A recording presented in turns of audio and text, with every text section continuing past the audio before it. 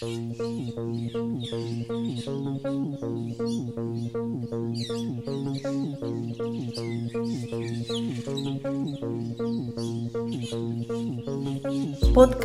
Comunidad Ecológica de Peñalolén. Estamos en la precordillera de Peñalolén. Somos cultura, somos naturaleza, somos arquitectura, somos sustentabilidad, somos diversidad.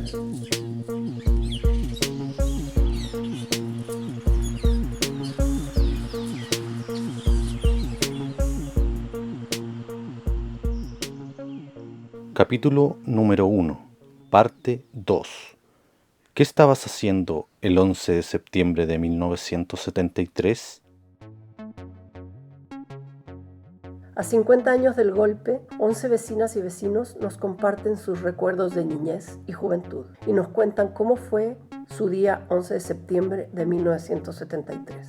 Relatos íntimos y conmovedores que reafirman cuánto marcó ese día la historia de Chile y, por cierto, la historia de ciudadanas y ciudadanos. 11 relatos que construyen memoria y futuro.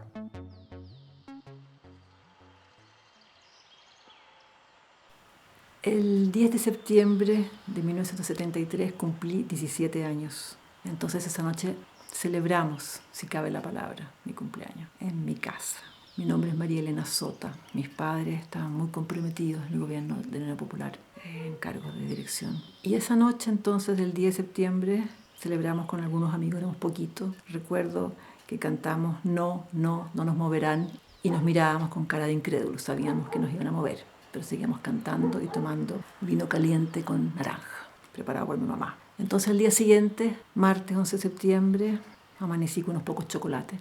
Y a poco andar, Jacques Chonchol, su señora en realidad, María Di, muy amigas de mis padres y vecinos, llaman a mi madre y le dice: Carmen Gloria, hay golpe de Estado, nosotros ya vamos partiendo, ¿qué van a hacer ustedes? Mi madre dice: no sé. Vivíamos en esa casa grande, lo curro, mis padres y 6 de sus hijos. En ese momento yo era la mayor de los hermanos, mi hermano mayor vivía fuera de la casa ya, 19 años tenía. Y entonces, bueno, vino todo el ajetreo de esa mañana en que me parece recordar que ya no íbamos al colegio porque estoy casi segura que había paro, una vez más, era el contexto de paros de camioneros, en fin, y mi colegio, un colegio muy conservador, de derecha, el alumnado consentía, adhería a ese tipo de manifestación. Éramos muy poquitas las personas, las mujeres, un colegio de mujeres, que estábamos de acuerdo con la Popular, con la ENU y todo aquello que nos concernía. Muy comprometidas, pero éramos muy poquitas. Entonces estoy casi segura que no íbamos a ir al colegio. De modo que estábamos todavía en la casa cuando supimos esto por la amiga que te cuento. Mis padres deambulaban de un lado a otro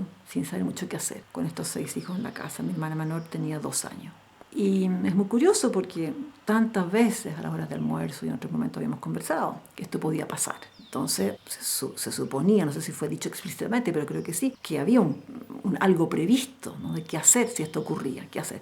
Resulta que no. Mi padre, de hecho, llamó esa mañana al presidente de su partido y le dice: ¿qué hacemos? El presidente de su partido, el Mapu, le dice: yo te llamo después. Muchos años después él dijo con mucha vergüenza que en ese torbellino había olvidado llamar a mi padre.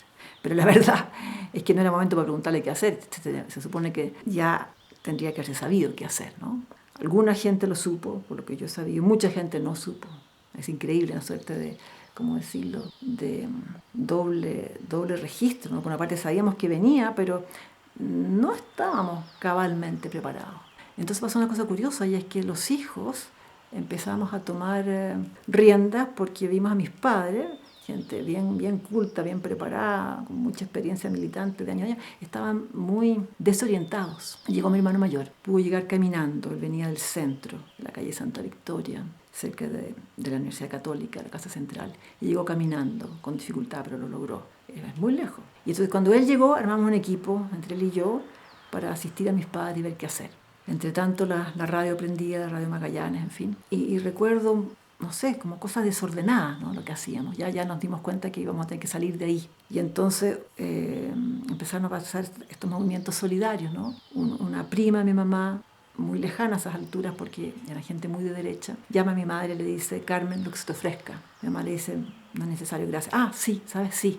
ven a buscar a José Vicente, uno de mis hermanos. Y pudo llegar ese hombre, el marido de ella, un hombre, un dandy, ¿no? Y pudo atravesar, porque ya había en el barrio nuestro fronteras, ¿no?, que establecieron los vecinos de derecha para impedir la entrada a la calle nuestra. Es muy triste porque este era un barrio, un poquito un Peñalolén de la época, estoy exagerando, pero hay algo de eso. En pocas casas en esa zona, nos conocíamos, no todos los vecinos, pero muchos. Pero bueno, en el ambiente de ese momento, y ese era un barrio acomodado, mucha gente de derecha, y hicieron esto, ¿no?, de bloquear la entrada a mi familia para que, bueno, mis padres fueran encarcelados. Entonces mi hermano mayor tuvo la buena idea de sacar a mi madre por dentro, por el jardín, como eran parcelas un poquito como esto, acomodé el lugar, ¿no? Se había que romper una pirca, en fin, no fue necesario. Y pidieron el auto de una vecina. Pásame las llaves, Gloria. Gloria no preguntó nada, pasó las llaves. Y mi hermano llevó a mi madre a esconderse en un monasterio en ese sector. Y fue muy, muy importante eso, así se pudo salvarse ella. Pero eso ya fue un poquito más tarde. Yo todavía esa mañana estaba ahí antes que mi hermano hiciera ese gesto. Y vino la repartición de los hermanos. Entonces hubo esta llamada que te cuento y hubo otras llamadas de familiares y los 6 hijos fuimos saliendo. Digo 6 porque mi hermano mayor quedó en otra función, ¿no?, asistiendo a mis padres. Un vecino nos sacó a una de mis hermanas, que me sigue, Cayoya, a mi hermana menor, la que tenía 2 años, y a mí. Y ayer tratábamos de reconstituir, ayer o anteayer, ¿qué llevábamos? Mi hermana Cayoya decía, no llevábamos nada. Yo decía, no es imposible que no lleváramos nada. Seguro que armamos algún bolso. ¿Pero en qué bolsa? Me decía, si no teníamos bolsa. No teníamos mochila en esa época. Y dije, está lo mismo. Seguramente que en algún tipo de bolsa encontramos y metimos algunas cosas. Mi hermana chica, 2 años, usaba pañales. En ese tiempo no existían los pañales desechables, así que pañales de género.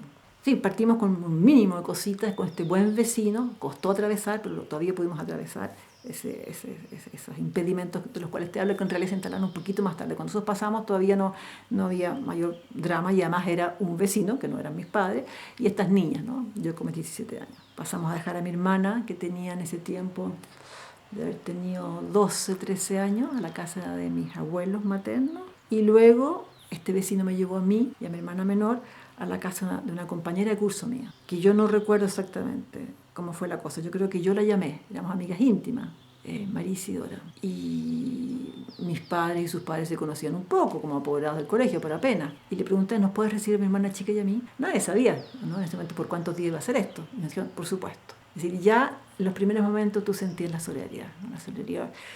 Esto es muy fuerte porque al mismo tiempo que, como siempre, ¿no?, que el horror siempre es así. Siempre es así, al mismo tiempo la luz, ¿no? Esta solidaridad familiar, de vecinos que te atacaban, en el sentido que estaban dispuestos a entregarte, y vecinos que en cambio te ayudaban, siempre lo mismo, ¿no? Así que yo llegué a la casa de esta familia con mi hermana chiquitita. Llegamos ahí con mi hermana chica, ya era mediodía, nos sentamos a la mesa a almorzar, y no me recuerdo si era la televisión o la radio. Yo creo que la radio, pero puedo estar equivocada. Y se escucha un primer mando con personas que debían presentarse, ¿no?, ante las autoridades militares. Y mi mamá, por su apellido, que empieza con A, es la que encabeza esa lista. Entonces eso fue muy fuerte, ¿no? Estábamos almorzando y el nombre de mi madre, y después siguen, no sé, 40 personas más, tal vez en este primer bando, después hubo un segundo. Bueno, pero yo ya estaba en esa casa y no sabía bien qué iba a pasar con mi madre. Después supe, varios días después, que mi hermano la había llevado a este lugar que te cuento, este monasterio. Mi hermano esa tarde, después de dejar a mi madre en este lugar, donde también fue tremendamente bien acogida, todo con mucho sigilo, ¿no? El prior de ese monasterio le dijo a mi madre que esto no lo iba a hacer nadie más que él, el prior, y los otros monjes no podían saberlo tampoco, ¿no? Entonces mi hermano volvió a la casa y pescó a mi padre. Mi padre estaba mi padre tenía 49 años, mi mamá tendría 44. Mi padre entonces tenía una pierna enyesada, y entonces se le dificultaba caminar. Se veía mayor de la edad que tenía, 44, pero puede haber representado 54, muy canoso ya. Y no se le ocurrió mejor idea que llevar a mi padre a esconderse a la casa de un vecino comunista. Estupenda idea, ahí en Locurro, donde vivíamos. Y bueno, no sé cómo se le pudo ocurrir una cosa así tan descabellada, ¿no? Pero no había mucho que más hacer, dado que se estaba improvisando en ese momento. Entonces lo llevó allá mi hermano, de nuevo pasando, zigzagueando, no por las calles propiamente tal, pero al ratito, estando ahí con este vecino, que por supuesto lo recibió con brazos abiertos, llegaron vecinos acompañados de carabineros que tomaron preso a mi padre. Me pasé el primer día, ya no me recuerdo si esa noche ya llegó al Tacna, creo que sí, después Estado Nacional, Chacabuco, en fin. y mi padre después pudo salir. Abril del año siguiente se le conmutó la pena por extradición, exilio. Entonces, bueno, ese día yo no supe esto mi padre lo supe como unos 2 o 3 días atrás, que el dueño de casa, el padre de mi amiga, me dice: te voy a contar una mala noticia, es que tu padre está preso, pero está vivo, se suponía, y tu mamá está escondida. No me dijo dónde, pero está escondida. Bueno, ese día siguió, sé que nos asignaron una pieza. No recuerdo si dormíamos sola mi hermana y yo, no creo. Nada más compartido pieza con otro de los niños de esa casa, una casa con una familia numerosa. Y bueno, nos hicimos ahí un lugar de a poquitito. Yo, bueno, dejé de ir al colegio, etcétera, etcétera. Fue un día que se escuchaba mucho los helicópteros, el temor, el desconcierto y también el sentir que había compañía de buena calidad humana. Creo que eso es lo que te puedo decir respecto del 11 de septiembre. Después la historia sigue, con hartas luces más que sombras.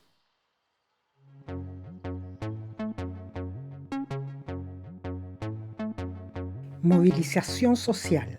Un creciente proceso de movilización social dio origen en mayo de 1983 a las protestas bajo el liderazgo inicial de la Confederación de Trabajadores del Cobre y posteriormente de la Alianza Democrática, coalición política de centro-izquierda formada el 6 de agosto de ese año, y el Movimiento Democrático Popular MDP, creado el 20 de septiembre.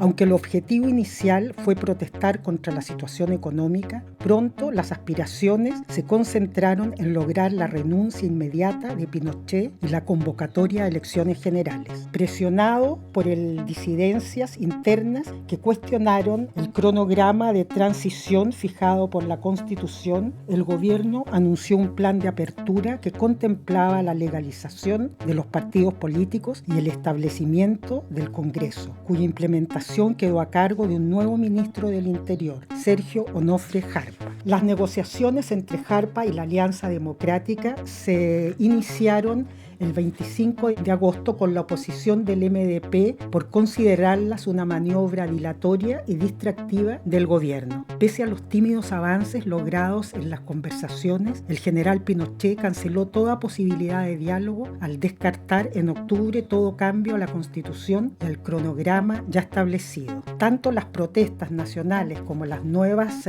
propuestas de apertura política por parte de Jarpa continuaron en 1984 hasta que finalmente el gobierno decidió en noviembre declarar estado de sitio, junto a una serie de otras medidas representativas: toque de queda, clausura de revistas de oposición, censura de prensa, allanamientos masivos en poblaciones, detenciones y relegaciones. Pese a la política represiva, las protestas nacionales continuaron en 1985. El 25 de agosto, representantes de la Alianza firmaron junto a dirigentes políticos partidarios del gobierno un acuerdo nacional para la transición a la plena democracia, mediante el cual se acordó que la transición a la democracia fuese pacífica, solicitando que se fijaran mecanismos de reforma constitucional recurriendo al plebiscito si fuese necesario, el restablecimiento inmediato de las libertades públicas, el fin del exilio, la legalización de los partidos políticos, la aprobación de una ley electoral y la formación de registros electorales. Aunque sin reconocer la legitimidad de la Constitución de 1980, la Alianza Democrática implícitamente aceptó que el mandato del general Pinochet finalizaba en 1990 y que en 1988 se efectuaría un plebiscito para aprobar o rechazar el candidato a un nuevo periodo presidencial propuesto por las Fuerzas Armadas. El acuerdo fue rechazado por el Movimiento Democrático Popular, especialmente por el Partido Comunista, que radicalizó su oposición por todas las formas de lucha en aras de una salida democrática y popular, inmediata y no pactada. El 6 de agosto de 1986 se descubrió un cargamento de armas que habían sido desembarcadas en Carrizal Bajo, y el 7 de septiembre de 1986 el general Pinochet sufrió, junto a su comitiva, un atentado por parte del Frente Patriótico Manuel Rodríguez en el sector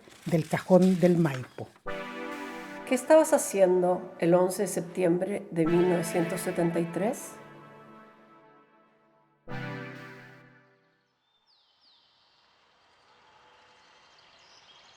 Mi nombre es Percy Mata, yo soy cineasta Y el 11 de septiembre de 1973 tenía 33 años. Yo estaba viviendo en París, Francia, y estaba estudiando cine en la Universidad de Vincennes, también conocida en la época como París 8. Esa mañana yo salí porque tenía cosas que hacer. Evidentemente no recuerdo lo que tenía que hacer, pero salí a hacer cosas y volví al mediodía a fin de almorzar, como siempre. Y cuando llegué, la que era mi señora me anunció, apenas abrí la puerta, de que había habido un golpe de Estado en Chile, que habían bombardeado la moneda, etc. De más está decir que aunque no era una cosa absolutamente inesperada, el golpe fue bastante fuerte. Y dediqué el resto del día, me olvidé del resto de mis actividades y me dediqué a ver televisión y a oír radio para ponernos al tanto. Igualmente, en la tarde salí a comprar el diario Le Monde, que traía mucha información sobre Chile. Ese fue mi día 11 de septiembre. La verdad que no fue demasiado interesante. Cuando se puso más movida la cosa fue el día 12. El día 12, en la tarde, la izquierda francesa citó a una gran manifestación frente a la Embajada de Chile y se juntaron una cantidad impresionante de gente, sobre todo para París, en Francia, la gente muy renuente a salir a actividades colectivas de tipo político. Se juntó una cantidad, no sé, 100, 150, 160 mil personas frente a la Embajada. Y la cabecera de la manifestación iba Mitterrand, François Mitterrand, que iba a ser presidente de Francia, y Georges Marchais, que era el secretario general del Partido Comunista Francés. La convocatoria era que la gente llevara todo un clavel rojo y cuando iba pasando la manifestación, frente a la embajada, la gente iba dejando caer los claveles. Poco después nos juntamos frente a la puerta, un grupo de chilenos que nos seguimos juntando durante mucho tiempo. Hicimos un grupo de solidaridad. Éramos personas que no nos conocíamos antes. Habían arquitectos, dueñas de casa, pintores, etc. Finalmente, después de bastante pelear, conseguimos que nos dejaran entrar a la embajada para hablar con el que estaba encargado de la embajada en ese momento, que no era, desde luego, Neruda, que estaba en Chile, ni Edward, que por alguna razón en ese momento no estaba. Era un señor cuyo nombre no me acuerdo en este momento, que era el cónsul general que hacía las veces de embajador y nos recibió. Pero cuando íbamos subiendo para arriba, en una escala exterior del patio de la embajada, estaban sentados los de Quilapayún, que se los veía absolutamente devastados, destruidos. Eran muchachos muy jóvenes entonces.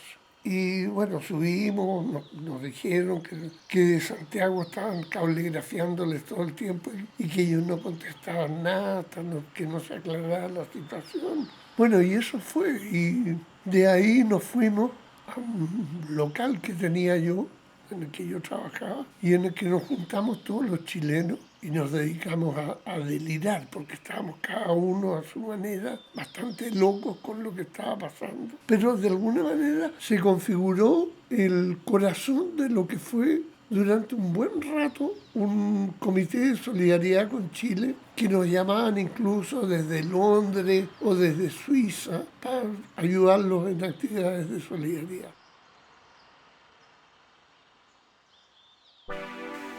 ¿Qué estabas haciendo el 11 de septiembre de 1973?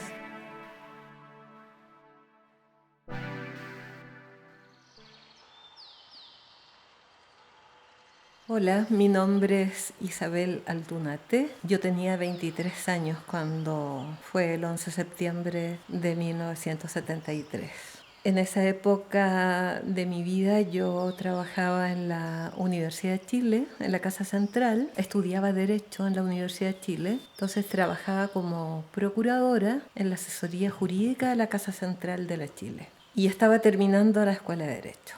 Y el 11 de septiembre en la mañana, a la hora en que comenzó el golpe, yo debo haber estado lista para irme a la Casa Central. Yo vivía muy cerca, vivía en San Pablo con Bandera, en pleno centro. Y no recuerdo, no tengo bien claro en qué momento alguien me llamó para decirme: Isabel, no salgas de la casa, ocurre algo muy extraño, pareciera que comenzó una zona militar. Y sí, había gente que se preocupaba por mí porque yo estaba embarazada de 5 meses. Tengo recuerdos bien difusos de ese día, tremendos y difusos. Seguramente por lo tremendo que fue ese día es que el terror seguramente me mezcló muchos recuerdos, muchas emociones, seguramente reacciones de mucha preocupación, inquietud, desesperación, porque yo era militante, yo pertenecía a la JJCC y era una persona pública en la Casa Central, lo había sido también en la Escuela de Derecho, y teníamos muchos enemigos. En esa época yo recuerdo que como militante de la J yo trabajaba mucho en propaganda y estábamos preparando una exposición de fotografías del fascismo en la Segunda Guerra Mundial que íbamos a montar en la Plaza de Armas, porque sabíamos que se venía el golpe. Y como un sentido de advertencia, queríamos poner esta exposición en la Plaza de Armas para mostrarle a la gente: cuidado, defendamos la democracia, defendamos el gobierno de la Unidad Popular, porque esto es lo que están preparando, esto es lo que se va a venir. Y nosotros en la Escuela de Derecho estábamos muy cerca de todos esos movimientos fascistas. La Escuela de Derecho está en Pío IX, ahí en el parque. Al lado estaba Patria y Libertad, al lado estaba Fiducia, al lado estaba el Partido Nacional. Entonces la Escuela de Derecho era como foco de muchos hechos violentísimos durante esa época. Y nosotros en la J estábamos precisamente por defender esa democracia. Yo estudiaba Derecho, entonces para mí defender el Estado de Derecho era muy importante. Para mí era muy importante la vida institucional. Y colaboraba en lo que pudiera en esto de propaganda. Nunca acepté ningún cargo en la J. Nunca me gustaron los cargos, ni en esa época, ni después, ni ahora, ni el día de mañana. Detesto los cargos. Así que era una persona común y corriente, pero que igual tenía una militancia conocida, una ideología conocida, y cuando vino el golpe fue brutal en la Universidad de Chile. Yo viví el bombardeo, no llegué a la universidad ese día. Estaba muy aterrorizada. Fue el primer día que yo sentí a mi hijo, Pablo, patear en mi guata. Fue la primera vez que lo sentí así vivo, pateando en mi guatita. Vivimos el bombardeo así ahí mismo, porque los Hawker Hunters soltaban las bombas ahí arriba de nuestros edificios. Éramos 2 las embarazadas y había otra gente. Nos fuimos a refugiar a los subterráneos del edificio y las bombas explotaban ahí. Yo hasta el día de hoy tengo un trauma espantoso con cualquier avión que se acerca, un helicóptero, una avioneta, lo que sea. Se me acerca y yo comienzo a tiritar. Es algo que no he podido superar en estos 50 años. O sea, te puedo decir que vivimos el bombardeo ahí. Estábamos bajo las bombas. Por radio pilas o por lo que fuera, nos fuimos enterando a poco de lo que iba pasando. El discurso de nuestro presidente, ese discurso inolvidable, tan vigente hoy día. Y lo segundo fue comenzar a limpiar nuestras casas, que estaban llenas de libros, el carnet de la J, la camisa roja, afiches. Yo, como trabajaba en propaganda, tenía lienzos, tenía plumones. Yo en ese tiempo hacíamos los afiches, nos tirábamos en el suelo con una cartulina y hacíamos afiches con plumones y palomitas y cosas. Yo recuerdo que empezamos a enterarnos de los allanamientos, porque esto era la zona central, ¿no? O sea, estábamos a una cuadra de General Maquena, Capuchino, investigaciones justo a una cuadra, la balacera, no te explico. Mi hermano fue como lo primero. No sabíamos dónde estaba mi hermano. Él estaba en la Corfo y estuvo desaparecido como una semana. Luego nos enteramos que habían tirado una bomba en la puerta de la Corfo ese día y se los llevaron detenidos a cientos de personas de la Corfo, primero al Ministerio de Defensa y luego al Estadio Chile. O sea, mi hermano estaba ahí cuando asesinaron a Víctor Jara y torturaron a tanta gente. Una semana después llegó a mi casa ese mismo apartamento en San Pablo con Bandera y yo tuve que hacerme cargo de sacarlo de ahí, caminar cuadra tras cuadra entre las balas, te fijas, embarazada con un carrito a La Vega para pasar piola y pasar como marido y mujer a ir a comprar verdura. Era el terror constante, toque queda los primeros días. Recuerdo una vecina amorosa, compañera, que tenía un pedazo de zapallo.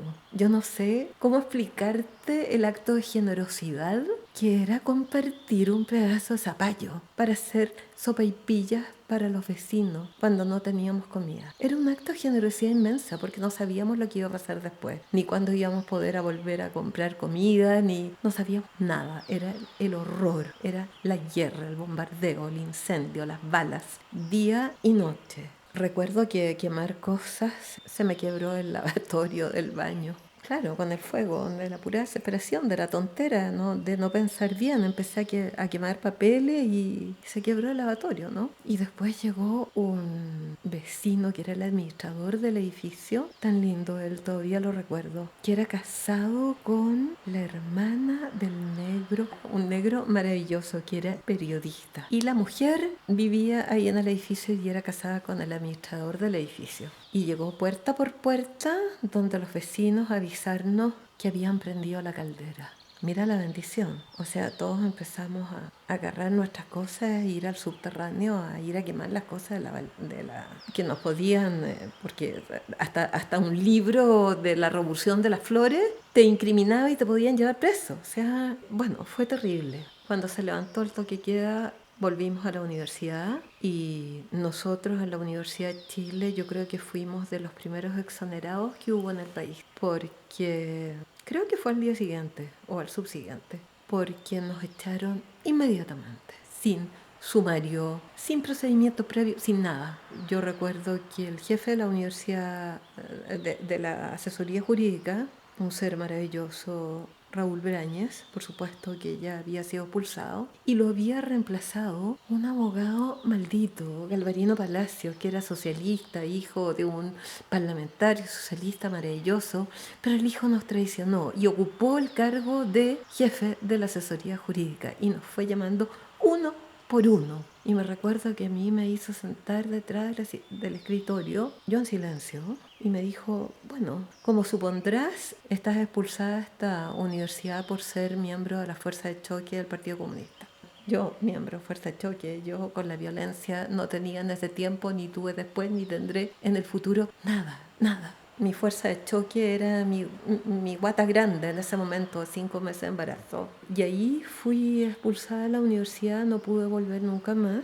Mi marido de esa época también fue expulsado. Él estaba terminando arquitectura y trabajaba en ese momento en la constructora de establecimientos educacionales. También se quedó cesante el mismo día. Y nos quedamos los dos en el aire. O sea, de un momento a otro perderlo todo. Tu trabajo, tus amigos, tus relaciones, tu ingreso, todo el sentido de tu vida. Quedabas encerrado en tu casa sin poder relacionarte con nadie. Tenía un lienzo yo que iba a ser un lienzo, alguna propaganda, no sé, defendamos la democracia. Y agarré ese lienzo y tenía yo un vestido mexicano. Y entonces agarré ese vestido y lo puse con el lienzo y los días siguientes empecé a cortar en base a ese molde de vestido, empecé a cortar ese lienzo que yo tenía de Onaburgo para la propaganda. Y el primer día que se levantó el toque de queda, me fui a la mercería se llaman esas de Rosa, de la calle Rosa, y compré mucho hilo de bordar. Y empecé a bordar vestidos. Y yo sobreviví bordando vestidos y vendiendo mis vestidos bordados, me quedaba bordando hasta las 3 de la mañana. Todo ese tiempo, eso es lo que recuerdo de lo que fue para mí el 11. Mi hermano, por fortuna, apareció una semana o 10 días después. No sufrimos en carne propia ninguna muerte. Nunca he hablado esto con mi hermano. No lo sé, es un tema que no se toca. Y yo respeto esa privacidad porque sé que tiene que haber sido terrible. Y bueno, fueron casi 18 años luego de dictadura. Tuve 3 hijos después. O sea, Pablo, que nació en enero después del golpe. 2 niñas después. Tuve 3 hijos en 3 años y medio. Y fue cuando mi tercera hija, chiquita, estaba todavía muy guagua, cuando se acercaron a mí diciéndome tienes que cantar, tienes que cantar. Los cantores de la nueva canción están o presos, o exiliados, o asesinados, o desaparecidos, y hay que reemplazarlo. Y tú tienes que ser una. Y ustedes están locos, yo tengo 3 guaguas. Y al final, de a poco fui como haciéndome la idea. Y fue el canto para mí como continuar mi militancia por esa vía cantando. Y mi arma fue la guitarra. Y empecé a cantar en la Peña Doña Javiera. Y Nano Acevedo fue un maestro para muchos de nosotros, y ahí conocí a Osvaldo Torres, con quien ahora vamos a volver a hacer la cantata de los desaparecidos, La Vigilia, y a encontrarnos con Eduardo Peralta y con toda la gente que conformamos el Canto Nuevo. Entonces ahí empezó otra etapa que recuerdo con mucho cariño, fíjate. A pesar del horror de la dictadura, había una cohesión y una convicción tan profunda de por qué teníamos que luchar, y que es una convicción que no siento tan clara ahora. Creo que es más difícil luchar ahora por lo que uno cree, porque los enemigos no están tan claros. Pinochet era un enemigo claro. Las transnacionales hoy día y todos los que hay tras el poder no son un enemigo tan claro. Y eso me desespera un poquito. Eso es como un breve resumen desde el 11.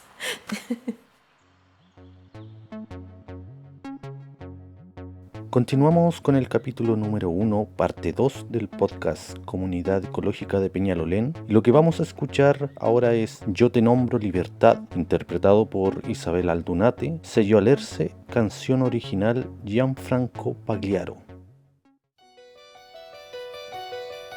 Por el pájaro enjaulado, por el pez en la pecera, por mi amigo que está preso, porque ha dicho lo que piensa, por las flores arrancadas, por la hierba pisoteada, por los árboles podados, por los cuerpos torturados, yo te nombro libertad.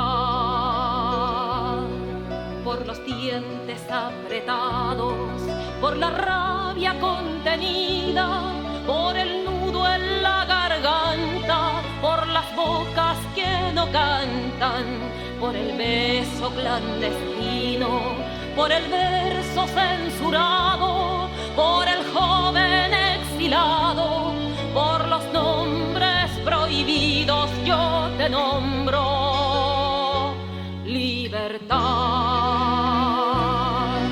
Te nombro en nombre de todos, por tu nombre verdadero, te nombro y cuando oscurece, cuando nadie me ve,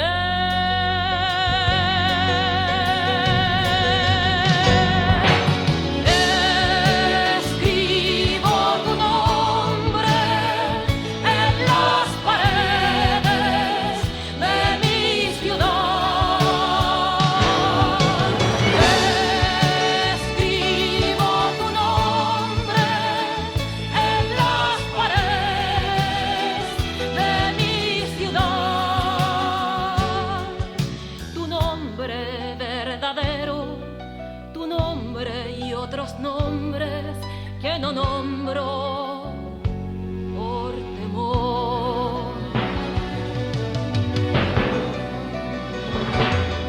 Por la idea perseguida, por los golpes recibidos, por aquel que no resiste, por aquellos que se esconden, por el miedo que te tienen, por tus pasos que vigilan, por la forma en que te atacan, por los hijos que te matan, yo te nombro libertad.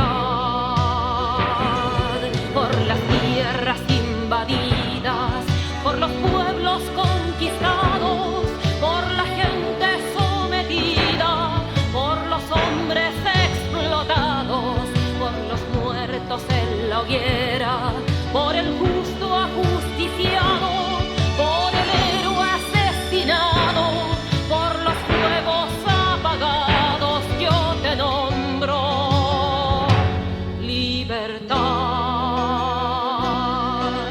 Te nombro en nombre de todos, por tu nombre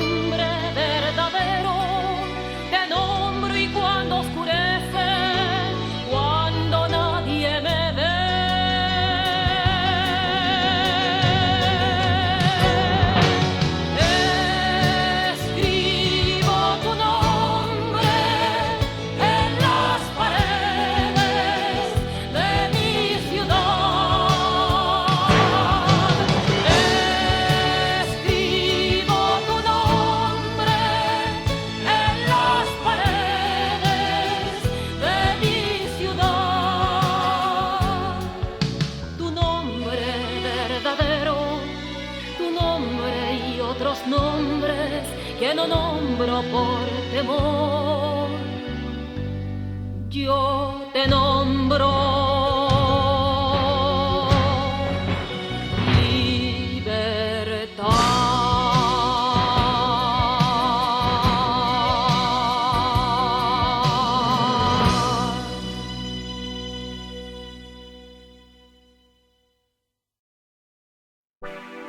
¿Qué estabas haciendo el 11 de septiembre de 1973?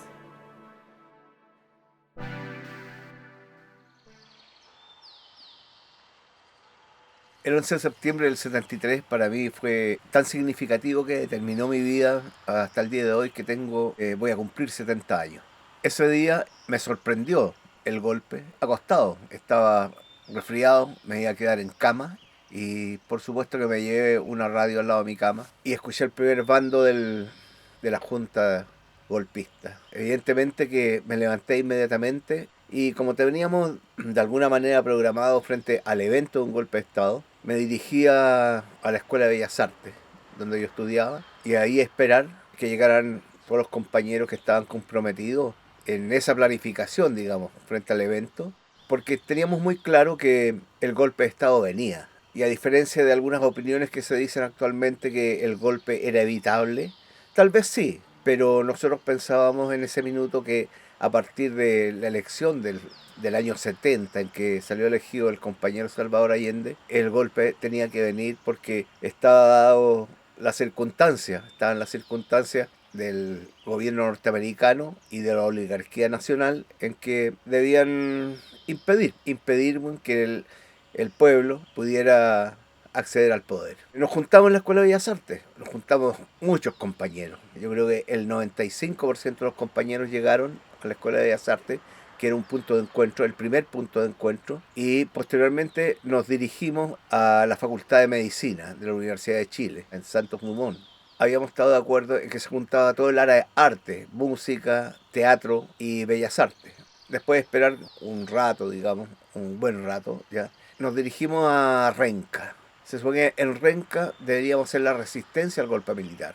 Resistencia armada se suponía, pero no teníamos armas. Suena un poco humorístico porque llevábamos una pistola de calibre 22 y una granada que no sabíamos si resultaba, si podía ser efectiva. En Renca nos organizamos y constituimos un grupo de combate, ¿ya? Con gente de teatro y bellas artes fundamentalmente, y esperamos, digamos, órdenes o los acontecimientos como se iban desarrollando. Se suponía que de alguna manera íbamos a obtener algún tipo de armamento que nunca llegó. Estuvimos 3 días en Renca. La solidaridad de los pobladores de Renca fue maravillosa. Nos ofrecieron sus casas, nos alimentaron y estuvimos 3 días en Renca. Y después llegó la orden de salir de ahí porque realmente el golpe se había consolidado y no había ninguna posibilidad de resistencia. De ahí para adelante fue el tema de tratar de reorganizarnos, de restablecer contactos y ver de qué manera hacia adelante podíamos hacer resistencia a la dictadura cívico-militar que se estaba instaurando en Chile. De alguna manera no estábamos jugando, estábamos muy conscientes de que no estábamos jugando la vida, el compromiso, y por eso a mí me llena de orgullo la cantidad de gente que llegó a la Escuela de Bellas Artes para irse a medicina y posteriormente a Renca. Me llena de orgullo porque estábamos todos tan convencidos que había que defender la posibilidad de un país más justo, de un país más feliz, que seguimos con nuevos bríos, seguimos en lo personal buscando los contactos pertinentes para poder hacer resistencia a la dictadura.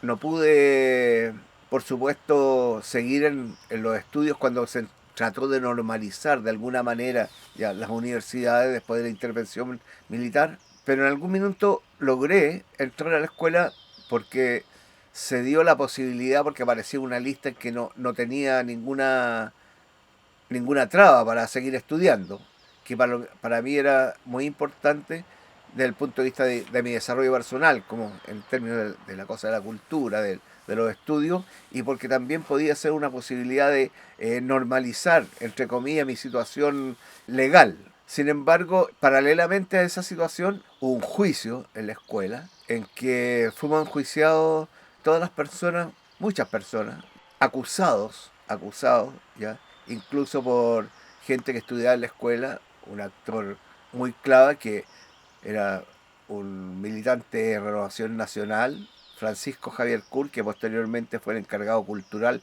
creo que hasta hoy día, de la Municipalidad de Las Condes, que nos acusó que nosotros habríamos sido los que llevamos armas y explosivos a la escuela, lo que era absolutamente falso. No teníamos armas, no teníamos explosivos. Si hubiésemos tenido armas, yo creo que de alguna manera habríamos podido hacer alguna cosa en términos de resistencia armada.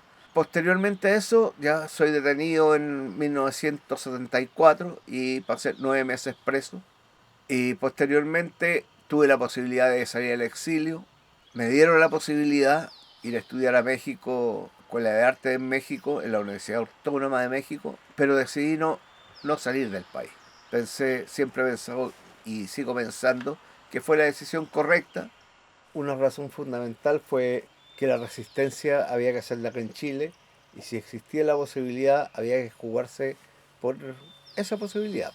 Yo ya estaba emparejado, pude seguir, desarrollando mi vida familiar, ver crecer a mis hijos con mi compañera, que ha sido incondicional durante casi 50 años.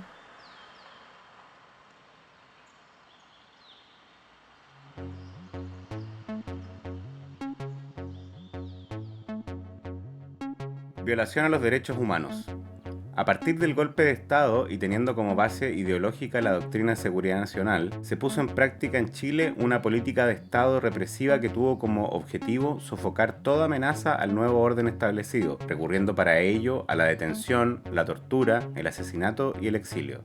Estas acciones afectaron a miles de chilenos entre políticos de izquierda, dirigentes sindicales y simpatizantes del depuesto gobierno de la Unidad Popular.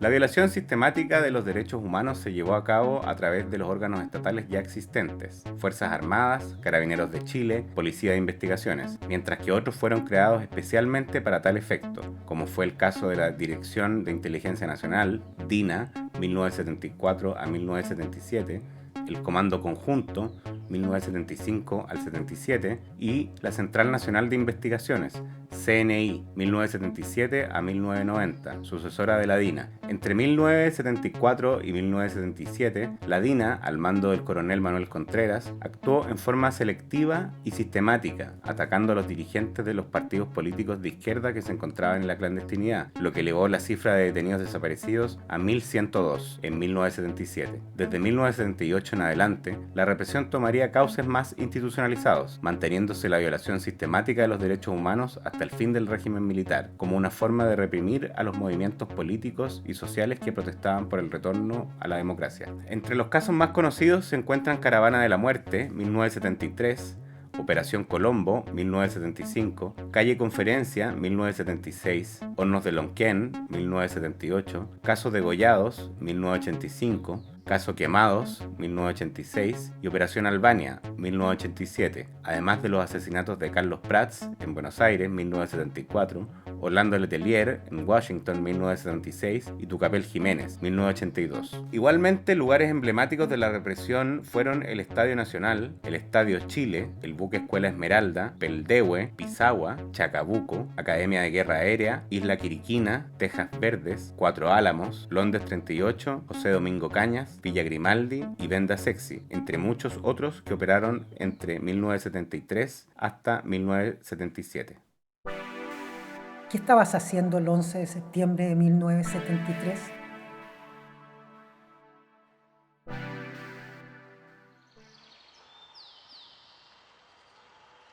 ¿Qué pasó? ¿Dónde estaba yo ese día tremendo del 11 de septiembre del año 1973? Cuando me invitaron a hacer esta entrevista, yo dije, claro, por supuesto, pero me doy cuenta que conectándome con eso, mi corazón se agita, se me pone un poquito un nudo y me doy cuenta cómo el cuerpo tiene memorias. Y eso que esto fue hace 50 años atrás. Bueno, mi nombre es Martí Brito Paut, para honrar a mi mamá también. Tenía 19 años cuando fue el golpe de Estado. Yo estaba estudiando arquitectura en la Universidad de Chile. La sede estaba en Cerrillos en ese tiempo. Yo estaba muy feliz estudiando arquitectura. Primero que nada porque yo estaba antes en el Liceo 7, un colegio muy bueno, tengo buenos recuerdos, pero solo con mujeres, y me parecía genial tener amigos hombres, y era el ambiente, yo lo disfruté muchísimo. Siempre digo que aprendí creatividad allá. En arquitectura casi siempre uno tiene que hacer trabajos en grupos, en equipos, así que a veces nos quedábamos a dormir allá. Fue realmente un tiempo muy lindo. Yo estudié del 71 hasta el 74. Empezaron a aparecer las conversaciones de política, que antes yo nunca conversaba esas cosas. Me parecía a mí muy interesante, y empezó una efervescencia también de las canciones y de la idea de crear juntos una sociedad mejor. Yo me sentía absolutamente parte de eso. Estoy hablando del contexto. Entonces, ¿qué pasaba en la escuela de arquitectura? Me acuerdo que muchas de las mujeres empezamos a usar pura ropa chilena, todo, nada de estar importando de otros lados, no. Y usábamos refajos, que son una especie de naguas chilotas, que las teñíamos, tejíamos y cantábamos. Esto fue justo antes de que saliera Allende. También esto se empezó a polarizar, o sea, habían personas que a mí me llamaban la atención, que no tenían estas mismas ideas que a mí me parecían geniales. Esto de la igualdad para todos, empezó a hablarse de que existía el comunismo, y también mi mamá me decía, por ejemplo, mira, tú vas a ver que con el comunismo vas a poder tener un solo par de zapatos. Y yo le decía, mamá, pero ¿qué me importa tener un par de zapatos cuando todos tienen zapatos? A mí me importa eso. Bueno, habían muchas discusiones, se hablaba mucho. Y empezó después, más tarde, después ya cuando el año 73 empezaron las huelgas, empezó a pararse todo. Yo ya no me podía ir a la universidad en micro, porque no había micro, uno se demoraba 1 hora más o menos en llegar a Cerrillo. Por lo tanto, con una amiga mía nos juntábamos, que vivía cerca, yo vivía en Providencia, y nos íbamos a dedo a la universidad. Un contexto un poquito antes es que, claro, había que hacer cola. Íbamos a hacer cola para conseguir papel confort, para conseguir café, para conseguir harina, no habían las cosas.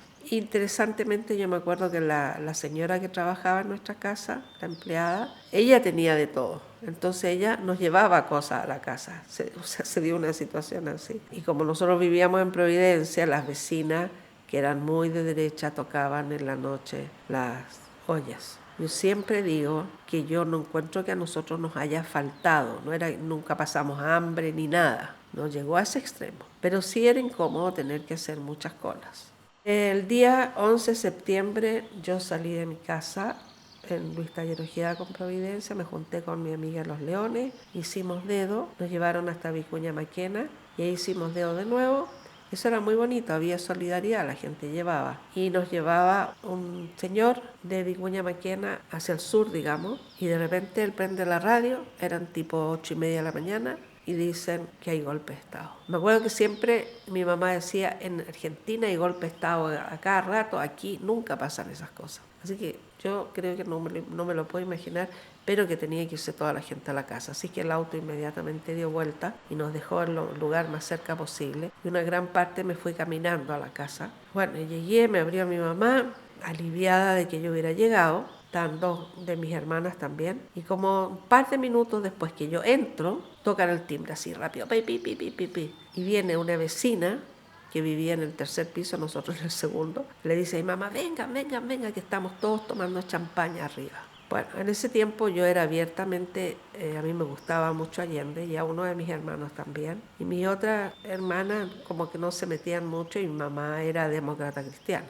Me acuerdo que cuando esta vecina dice vengan a tomar champán, para mí fue así, hubiera salido a pegarle en realidad, fue así horrible. Y me acuerdo que miré a mi mamá recriminándola con la mirada, así como le dije en esa mirada, le dije, mamá, si tú vas, no sé, yo me enojo terriblemente. Pero mi mamá le dijo, espera un poquito, ya voy. Y fue.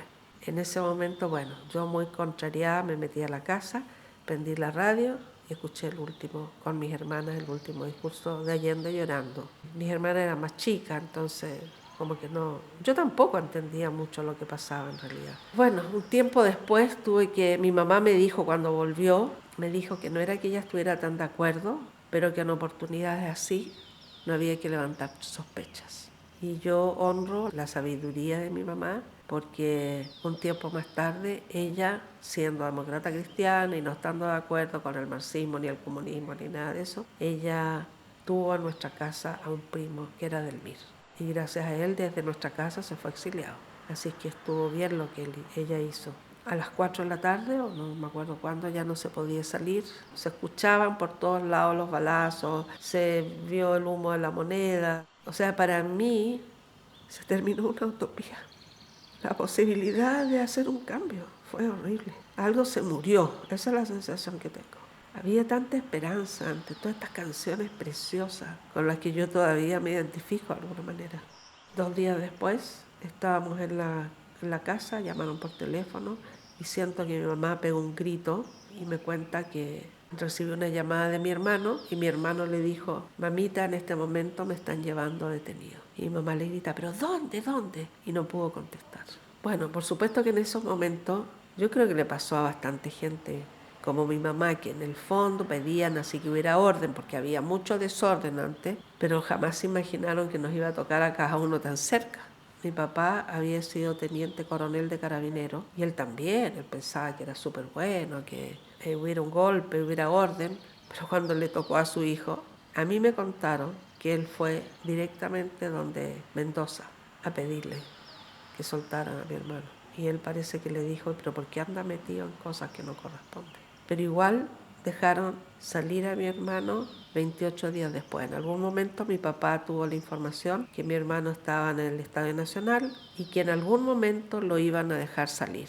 Pero ¿qué pasaba? Lo que pasaba es que los dejaban salir del Estadio Nacional a cualquier hora, en cualquier momento, y a veces los dejaban salir media hora antes de que se terminara el toque de queda. Entonces se encontraban en la calle sin plata, desvalidos casi porque habían estado ahí con situaciones horribles. Entonces nosotros nos pusimos de acuerdo, las hermanas, nosotros somos 5 mujeres y un hombre, para ir al estadio a ver cuándo saliera mi hermano. Así que de repente estábamos ahí en las puertas mirando, y de repente abrían la puerta y uno lo único que quería es que saliera su pariente, pero de repente abrían por otro lado y todos corríamos a ese otro lado a ver quién venía. Bueno, hasta que un día nos avisaron que mi hermano había salido y estaba en su casa y lo fuimos a ver. Estaba muy delgado, muy demacrado. Mi hermano tenía 10 años más que yo, 29 años, y lloraba.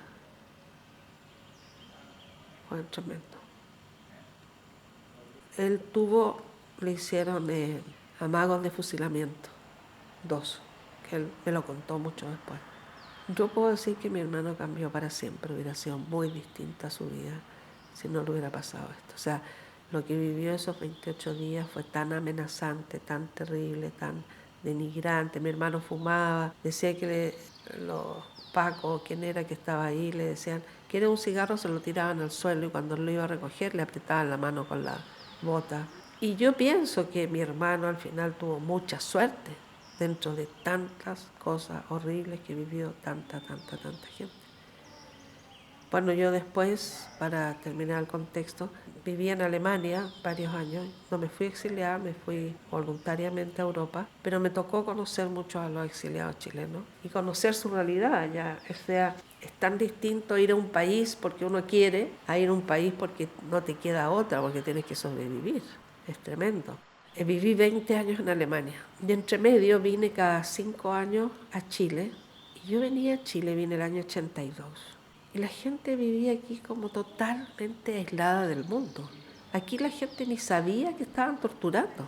Tanto así que yo vine y era el matrimonio de un sobrino mío en Concepción. Y fuimos todos en caravana y mis hermanas dijeron: vamos a pasar por la Colonia Dignidad, que es tan rico ahí ese restaurante, y vamos a tomar once. Y le dije: oye, pero ¿cómo vamos a pasar por la Colonia de Dignidad si es un centro de tortura? Pero Marti, ¿cómo se te puede ocurrir? ¿Quién te contó eso? La gente realmente tan dormida, tan ocupadas. Bueno, lo que pasó que después cada vez más de tener cosas, de tener casas, de tener autos. No, era horrible en realidad. O sea, este año, para los 50 años, una de mis hermanas me dijo: Marti, ahora me doy cuenta de lo que estaba pasando. Nosotros no sabíamos. Pero yo, viviendo en Alemania, teníamos muchísimo más información de lo que de verdad estaba pasando que aquí en Chile. Eso puedo contar.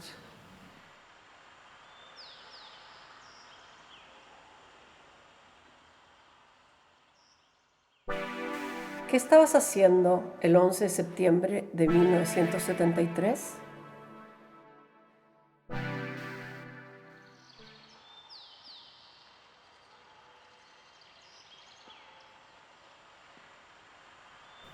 Hola, mi nombre es Osvaldo Torres Gutiérrez, vivo en la comunidad ecológica. Para el día del golpe tenía cumplido recién 18 años, porque soy Leo, nací en agosto, y estaba durmiendo en la casa, vivía con mi hermano, estaba la empleada de la casa, mi madre, y yo, y mi polola, de la época. Y tipo 7:30, un cuarto para las 8, mi madre me avisa de que pasa algo, que hay como un intento de golpe, algo así, que estaban señalando en la radio, y me despertó. Yo había estado muy metido en la política, como ahora también, pero había en esa época esta onda de las alertas, revistas, alerta libro, alerta biblioteca, era cuando ya había que quedarse fuera de la casa. Yo era militante del MIR, desde el Liceo Manuel de Sala, el año 69, y bueno, llamé por teléfono a mis compañeros de partido que militaban conmigo. Yo trabajaba en la zona norte de Santiago en el trabajo político, para lo que hoy día es Recoleta, Independencia, Huechuraba, Renca, Quilicura, Colina. Toda esa zona era parte de las responsabilidades que tenía yo con otra gente, entre ellos Álvaro Vallejo, quien se llama Matías como nombre político, que es uno de los detenidos desaparecidos, que está comprobado que fue llevado a Colonia Dignidad y desde ahí no se supo más el destino de él, un gran amigo. Pero bueno, ese día entonces salimos, me pasó a buscar uno de los compañeros, y nos fuimos a una fábrica DEVA, que era donde hacíamos trabajo político, una fábrica que hacía candados y todo esto, de chapas y etcétera, porque el presidente del sindicato era un compañero nuestro, y reunimos ahí bastante gente para hacer la resistencia al golpe. No pasó mucho, y más bien decidimos agruparnos con la gente del sindicato IRMAS de Renca. Entonces nos organizamos, los que habíamos ahí, que éramos unos 50, entre trabajadores, pobladores, en fin, y en distintos vehículos nos fuimos a Renca. En Renca nos tuvimos como punto de llegada el consultorio, donde una doctora, muy amiga mía, que estuvo presa, detenida, torturada por supuesto, estaba recepcionándonos a todos nosotros, y teníamos un contacto con los líderes sindicales de la fábrica, y nos distribuimos en la población Irma y en otros lugares cercanos para esperar las instrucciones de cómo resistir el golpe de Estado. Estuvimos ahí, yo me fui a la casa de uno de los dirigentes, esperando, y vi el bombardeo de La Moneda desde Renca, arriba del techo de la casa de este dirigente, que era Pierola. Impresionante, impactante, una cosa que no olvido. Y de ahí nos pasamos esperando instrucciones, teníamos una radio para comunicarnos, dormimos en la población con bastante temor porque se habían anunciado allanamientos por parte de los militares. Pasamos el día siguiente a la espera de instrucciones, salimos a ver si había alguna novedad de militares que se hubieran pasado al bando de la democracia y de la resistencia al golpe. Por supuesto no pasó nada, y dormimos nuevamente, pero en este caso en otra población, junto a otros compañeros que estábamos dispersos, y bueno, y hubo un allanamiento cerca de esta población donde yo dormía, y al día siguiente ya nos replegamos cada uno a la casa. Y al llegar a la casa, bueno, mi madre muy espantada porque no había sabido nada de nosotros, fue muy como apapachadora así de la actitud que habíamos tenido. Y un detalle que lo tengo de recuerdo en Valparaíso, que una bala entró por el dormitorio mío y le pegó a un afiche que tenía yo de Valparaíso, un balazo que lo tenía en la cabecera, que es como el recuerdo que tengo del golpe y mi participación en las posibilidades de resistir a la dictadura. Eso.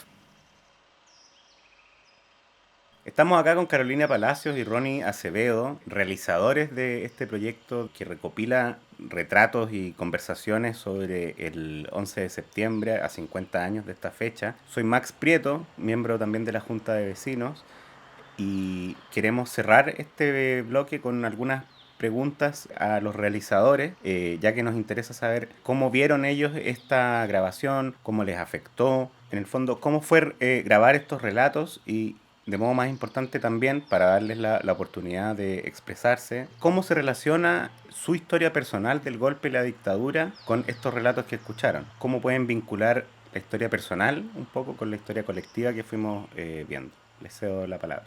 Carolina. Hola. Bueno, sí, este fue un trabajo largo, arduo, pero conmovedor por momentos, muy conmovedor, donde se abrieron varias ventanas de recuerdos y de memoria. Siento que estos relatos nos acercaron no solo a la historia de ese día, que cambió un poco la historia de Chile y para siempre, sino que también nos acercó a las personas, a las familias que pudimos entrevistar acá en la comunidad. Fue un momento, yo diría, de abrir, de compartir situaciones, digamos, de ese periodo. Sí, yo siento que, claro, es un tema súper intenso, siento que es súper importante también conversar estos temas, que para algunos fue abrir una etapa de mucho dolor, pero también cerrar. Hay personas que entrevistamos, que dijeron que era todo un desarrollo de cerrar una herida, como un ejercicio de contar, de importante de recordar, de que quede como registro de esto, que siento que es súper importante, intenso. Pero vuelvo a repetir, siento que es importante estas instancias que queden registradas, que sirvan para las nuevas generaciones que vienen también, pues, el tema de la memoria. Exacto. Tantos relatos de un mismo día, tantas historias, todas al mismo tiempo sucediendo. Es un ejercicio potente y muy alucinante y de sanación, como dice Ronnie. ¿Y cómo creen que se condiciona su experiencia como miembros de la comunidad ecológica en recordar estos 50 años? ¿Creen que existe como alguna característica más específica de la gente de la comunidad ecológica que quizás los distingue de las otras experiencias? ¿O fue una experiencia, digamos, compartida, digamos, por toda la sociedad? O sea, es una experiencia compartida, obviamente, un día que es el mismo día, digamos, para todos históricamente, con vivencias distintas. Claro, la mayoría de la gente de la comunidad, por diversas razones, son más bien de un área, eran antidictadura, digamos, la gran mayoría. Así que ahí encontramos lugares comunes dentro de los relatos. Pero sí, yo creo que ha habido ahí un poco reconstruir un poco la memoria a través de lo cotidiano, de la cotidianidad, no del hecho, digamos, excepcional, sino que del día que se vivió, con sus aconteceres también cotidianos y que son de la vida de todos los días, común. Ahí hay mucha gente que narra historias de vida de un día cualquiera, pero nos damos cuenta en los detalles todo lo que nos cambió a todos la vida, ¿no? De ahí en adelante. No, a mí me pasa que, bueno, yo nací en el 89, igual soy parte hijo de la dictadura, entonces siento que como mi generación, para mí, que siempre he trabajado con el tema de la dictadura, siempre enfocado en ese ámbito, es importante trabajar hacia adelante. Tengo hijos, ¿cachai? que me gustaría que mantuvieran esa memoria y otras generaciones, porque realmente es importante. Vuelvo a recalcar que es importante trabajar desde el ámbito en que uno sabe, conoce y ha estudiado, avanzado, para poder manifestar más allá también de Chile, que sea como también para Sudamérica. Sudamérica ha sido bien golpeada con varias dictaduras y represión Entonces, en mi ámbito personal siento que es importante. Mi familia, si bien no vivió directamente, porque ellos tuvieron que irse mi papá, sobre todo, a Argentina, y también se pilló la dictadura allá también. Es importante hacer la memoria, volviendo a ese tema. Absolutamente. Y en esa misma línea, y para tirar una pregunta un poco amplia, entendiendo que no se busca una respuesta taxativa ni una única respuesta, sino que lo que importa es como conversar un poco y ver las distintas apreciaciones que pueden tener las personas. ¿Cómo ven ustedes a 50 años del golpe? ¿Qué falta para superar esa herida? ¿Es posible superar esa herida en la sociedad o quizás justamente el acto de rememorarlo es la manera de ir superándolo de a poco? ¿Creen que es posible superar esta herida del golpe? El tiempo y la memoria, en realidad. Hacer historia con la memoria es muy importante. Yo creo que las heridas se van sanando con el tiempo en la medida que uno va conociendo las enfermedades, digamos. No solamente está, bueno, aparte del golpe, en mi caso yo salí chica, exilios, familia nacida fuera de Chile, que tiene temas de identidad, de nacionalidad. Hay muchos temas que son que tienen que ver con el golpe y que no se consideran tanto, que son anexos, pero a todos nos cambió un poco la vida, el futuro. Justamente en este momento tengo sobrina francesa acá, nacida allá, de una hermana mía que llegó a los 9 años a Francia, al exilio, y ahora ella viene a conocer Chile, no tiene mayor conocimiento. Entonces también eso es parte de la memoria de la historia, de lo que estamos tratando de reconstituir. Claro, el tema del trabajo y también todo lo que se viene puede ser repetitivo, pero el tema de recordar, de la memoria, es parte de la sanación, de hablar de estos temas. Estamos viviendo momentos en Latinoamérica que también, no quiero autocensurarme, pero pasa que se viene la votación de la nueva Constitución, y la idea es plantearse o replantearse de: ¿queremos esto de nuevo? ¿Necesitamos esto? ¿Podría pasar de nuevo? ¿Podría pasar de nuevo? ¿Qué tan lejos estamos de que pase de nuevo? Claro.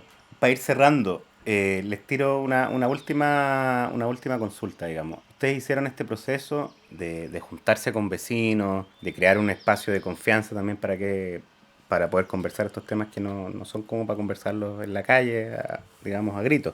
¿Hay algún aspecto o alguna entrevista que les sorprendió?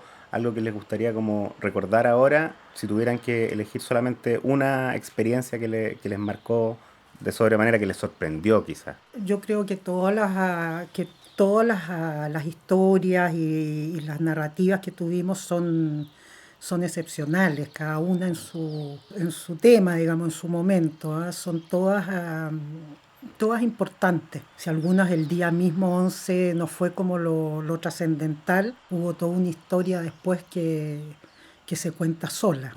Sí, siento que lo interesante de estos relatos es que cada historia es tan única que eso lo hace demasiado importante. Eso puedo decir.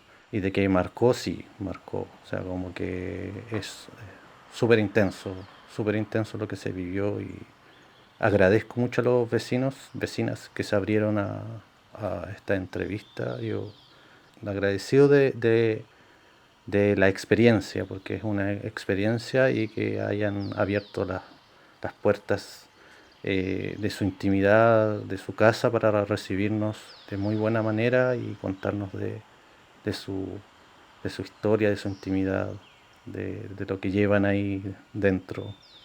Muy agradecidos. Súper, y muy agradecidos con ustedes también por la labor realizada. Yo creo que es un registro sumamente valioso, que vale la pena escuchar, vale la pena recomendar también a la gente que lo está escuchando, que le gustó. Exacto. A la gente que no le gustó también nos puede decir por qué, pero también podría recomendarlo, quizás a alguien más le gusta. Y por supuesto siempre estamos dispuestos a recibir ideas para seguir hablando de temas de relevancia, que nos interesa como Junta de Vecinos también promover esta clase de debates y de rememoraciones y de actos de conmemoración. Eso, muchas gracias por escuchar. Muchas gracias, se vienen más capítulos, así que como dice Max, ahí recomiéndenlo. Ojalá que también lo escuchen hartos vecinos de la comunidad, pero también que se escuche hacia afuera. La idea es que más gente le pueda llegar estos relatos, esta parte de la historia. Carolina, ¿algo que decir? Solamente agradecer, como ustedes, a los vecinos especialmente, por su apertura y por compartir su historia ese día. Gracias. Gracias.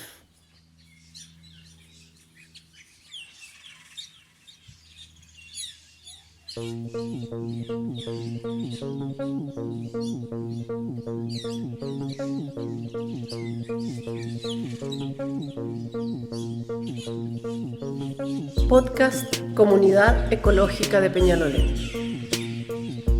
Estamos en la precordillera de Peñalolén. Somos cultura. Somos naturaleza. Somos arquitectura. Somos sustentabilidad. Somos diversidad.